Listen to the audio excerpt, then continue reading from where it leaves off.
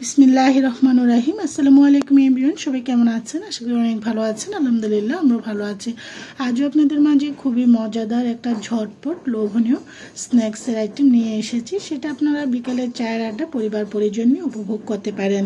রেসিপিটি হলো পটলের পাকোড়া বা পেঁয়াজু, যেটাই বলুন না, কোনো রকম ডাল বাটা বা ভেষণ ছাড়াই খুব সহজভাবে সুস্বাদু এই পেঁয়াজু বা পাকোড়াটা তৈরি করে দিব আপনাদেরকে।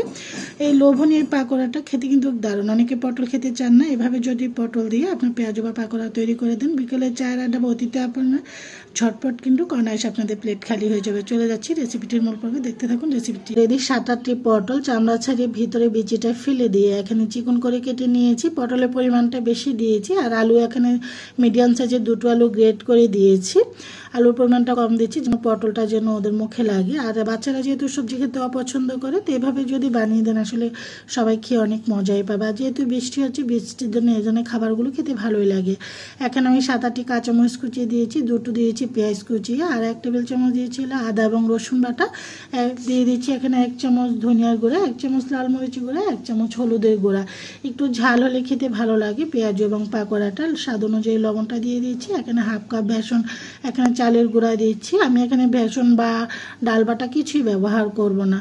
এখানে দিয়ে দিচ্ছি হলো চাট মশলা, এটা দিলে টেস্টটা দ্বিগুণ আসে। যদি না থাকে আপনার চাইলে চটপটি মশলা থাকলে দিতে পারেন বা কাবাব মশলা। তো আমি এখন কোনো রকম পানি ব্যবহার করছি না, পানি ছাড়া, যেহেতু এখানে আলু এবং পটলটা এটা তো মাস্ট, এটা কিন্তু খুব সুন্দর পানি ছাড়ে। এটা থেকে সাথে সাথে কিন্তু পানি দিবেন না, পানি দিলে যে মুচমুচে ভাবটা সেটা থাকে না। আর পাকোড়া যখনই বানাবেন না কেন, প্রথমত কখনো পানি দিতে যাবেন না, কারণ আলু থেকে কিন্তু প্রচুর পানি ওঠে, পটল থেকে, এগুলো যেহেতু ভেজা জাতীয় সবজি সেজন্য। তো এই যে এখানে যে চালের গুঁড়াটা দিয়েছি, এটা কোনো বাইন্ডিংয়ের কাজ করবে না, এটা মুচমুচের কাজ করবে। আর এখন বাইন্ডিংয়ের জন্য আমি এখানে দিয়ে দিচ্ছি আটা। এখানে আমি 1/2 কাপ আটা ব্যবহার করছি। অতিরিক্ত দিতে গেলে মুচমুচে ভাবটা হয় না। সবসময় একটা জিনিস মনে রাখবেন, টিপস দিচ্ছি, পাকোড়া যখনই বানাবেন আটা, চালের গুঁড়া, ময়দা, বেসন এগুলো কখনো অতিরিক্ত দিতে যাবেন। এমনভাবে দিবেন যেন আপনার আলু এবং পটল যেটা দিয়ে বানাচ্ছেন সেটা যেন দেখা যায়। তো যে দেখুন, আমার কিন্তু পানি এখন পর্যন্ত আমি দিই না, আমি আস্তেভাবে এভাবে করে এগুলোকে যে মাখিয়ে নিয়েছি। এগুলো থেকে কিন্তু আস্তে আস্তে পানিটা ছেড়ে আসে। তো আমি কোনো পানি ব্যবহার করিনি। এই আলু এবং পটল থেকে যা পানি উঠেছে সেটা দিয়ে মাখিয়ে নিয়েছি। তাই এরকম শেপ করে আমি প্রত্যেকটা পটলে পেঁয়াজু বা পাকোড়া ভেজে নিব।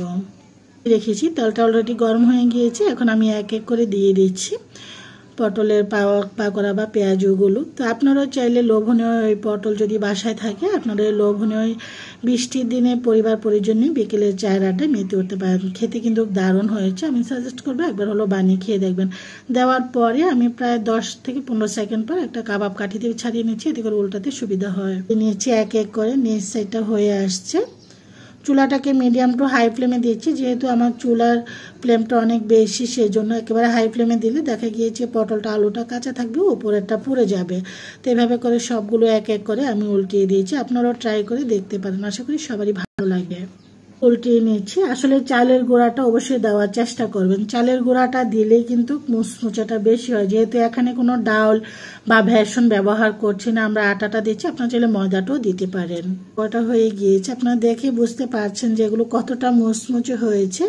আমি লাস্ট ভিডিও ক্লিপটাতে একেবারে ন্যাচারাল আওয়াজটা রাখবো। খেতে দারুণ হয়েছিল। আমি তো অল্প করে বানিয়েছি, বাচ্চারা আসলে আরও খেতে চেয়েছিল, যা কোনো এক সময় বানিয়ে দিব। ভাবলাম যে খাবে না, না খাবে, উঠে সার্ভিং প্লেটে রেখে দিব। সার্ভ করে নিচ্ছি, আশা করি সবারই ভালো লাগবে। লোভনীয় আজকের এই পটলের পেঁয়াজু বা পাকোড়াটি আপনারা ট্রাই করতে পারেন। আমি লাস্ট ভিডিও ক্লিপটাতে ন্যাচারাল ভয়েসটা রাখছি। পটলের পাকোড়া দেখুন কতটা সুন্দর হয়েছে, খেয়ে আপনাদেরকে দেখাচ্ছে। আসলে এমন খাওয়া যাবে,